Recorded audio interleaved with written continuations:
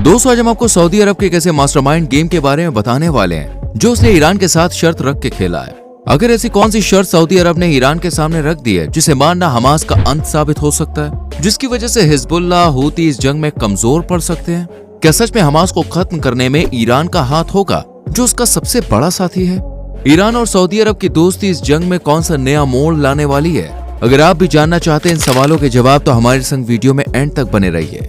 Friends, जैसा कि आप सब जानते ही हैं कि कट्टर विरोधी दुश्मन माने जाने वाले सऊदी अरब और ईरान अब अपने राजनीतिक रिश्तों को बहाल करने पर राजी हो गए हैं।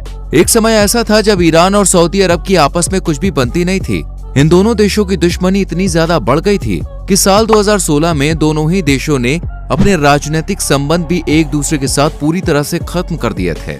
दोस्तों, आपको बता दें, इनकी दुश्मनी की वजह कोई जमीनी या फिर ईरानी बॉर्डर विवाद नहीं है, बल्कि इनका धर्म है। दरअसल ईरान एक शिया मुल्क है और सऊदी अरब एक सुन्नी देश है, जिसके चलते दोनों ही देशों को अपने धर्म को मानने और समझने की सोच एक दूसरे से बिल्कुल अलग है। लेकिन अब इजराइल और हमास जंग की वजह से दोनों ही देश दोस्ती की राह पर चलने के लिए तैयार हो गए हैं।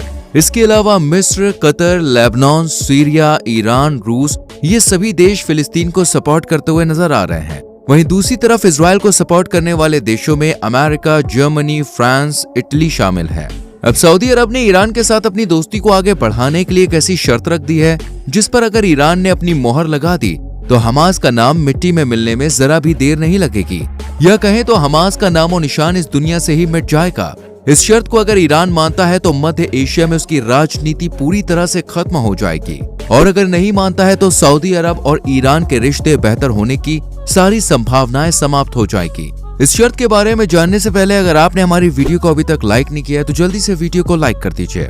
दरअसल दोस्तों, जेरूसलम की एक पोस्ट पर सऊदी अरब के हवाले से कहा गया है कि ईरान क्षेत्रीय संगठनों को हथियार देना बंद कर दे, तभी सऊदी अरब उसके साथ अपनी दोस्ती को आगे बढ़ाने के लिए राजी होगा। अगर ईरान सऊदी की ये बात मान लेता है तो मिडिल ईस्ट में ये 3 बड़ी बातें हो सकती हैं। पहला, ईरान की पावर में कमी आएगी। दूसरा, ईरान किसी को भी हथियार नहीं दे सकता, और अगर ये दोनों ही बातें सच साबित होती हैं तो ईरान की हालत किसी बंधक की तरह हो जाएगी। अब सवाल ये उठता है कि आखिर सऊदी अरब ने ईरान के सामने ऐसी शर्त क्यों रखी, और भला ईरान बंधक वाली जिंदगी जीना क्यों पसंद करेगा, जबकि वो खुद एक पावरफुल देश है। इस बात को जानने से पहले हमारे लिए ये जानना जरूरी है कि आखिर ईरान किन किन देशों को अपना हथियार सप्लाई कर रहा है। दोस्तों, आपको बता दें कि ईरान के हथियार तेहरान में पहुंचते हैं, जहां वो हूती को मिलते हैं। इसके साथ ही लेबनान में हिजबुल्लाह को भी ईरान अपने हथियार सप्लाई करता है। आपको बता दें, गाजा में हमास ईरान के हथियारों से ही अपनी जंग लड़ रहा है। इसके अलावा सीरिया में भी ईरान अपने हथियार सप्लाई करता है। रूस, जो कि खुद हथियारों का एक बहुत बड़ा सौदागर माना जाता है, वो भी अब ईरान के ड्रोन पावर का दीवाना बन चुका है। रूस इस टाइम जिस कामिकेज ड्रोन हथियार का इस्तेमाल कर रहा है वो ईरान के बनाए हुए ही है। इसके अलावा ईरान लगातार खतरनाक मिसाइलों को भी बनाने में जुटा रहता है, और यही खतरनाक मिसाइलें आतंकी संगठनों तक ना पहुंचे, इसीलिए सऊदी अरब ने ईरान से हथियारों की सप्लाई रोकने को कहा है। गाजा की हालत को देखकर सऊदी अरब इस तरह की राजनीतिक चालें चल रहा है जिससे उसका संबंध दूसरे देशों के साथ बिल्कुल भी खराब ना हो। पूरी दुनिया जानती है कि मिडिल ईस्ट में सऊदी एक अकेला ऐसा देश है जो अमेरिका का सबसे भरोसेमंद दोस्त है। इसके अलावा इस लड़ाई से पहले इजराइल के साथ भी उसके रिश्ते में काफी सुधार आ रहा था, लेकिन फिलिस्तीन और हमास की जंग के बाद ऐसा मुमकिन ना हो सका। दूसरी तरफ रूस और चीन है, जो कि अमेरिका के सबसे कट्टर दुश्मन माने जाते हैं। उनके भी सऊदी अरब के साथ बेहतर रिश्ते हैं, मगर इजराइल पर हमास के हमले ने जिस तरह की तबाही मचाई है, ऐसे हालात में सऊदी के लिए दोनों तरफ की पार्टी को सपोर्ट करना काफी मुश्किल हो गया, जिसके चलते ईरान के साथ दोस्ती की आड़ के पीछे शर्त वाले कॉलम को लगाकर सऊदी अरब ने बहुत ही सेफ गेम खेला है।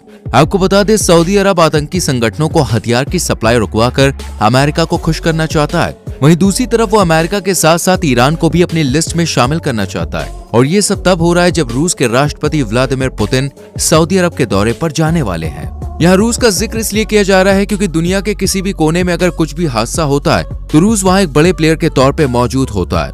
यही हाल दोस्तों अब मिडिल ईस्ट में भी देखने को मिल रहा है, जिसमें वो ईरान के साथ नजर आ रहा है। आपको बता दें, ये सिर्फ सऊदी अरब की एक चाल है, क्योंकि वो खुद को अमेरिका से अलग एक पावरफुल देश बनाने की कोशिश कर रहा है। ऐसे में उसके लिए जरूरी है रूस के साथ अपने रिश्तों को बेहतर बनाना, क्योंकि अमेरिका से अलग होकर ही रूस ही उसका सबसे ताकतवर दोस्त साबित हो सकता है, और उस तक पहुंचने के लिए ईरान से दोस्ती करना सऊदी अरब के लिए अब जरूरी बन गया है। साथ ही वो अपनी दोस्ती और देशों से बिगाड़ना भी नहीं चाहता।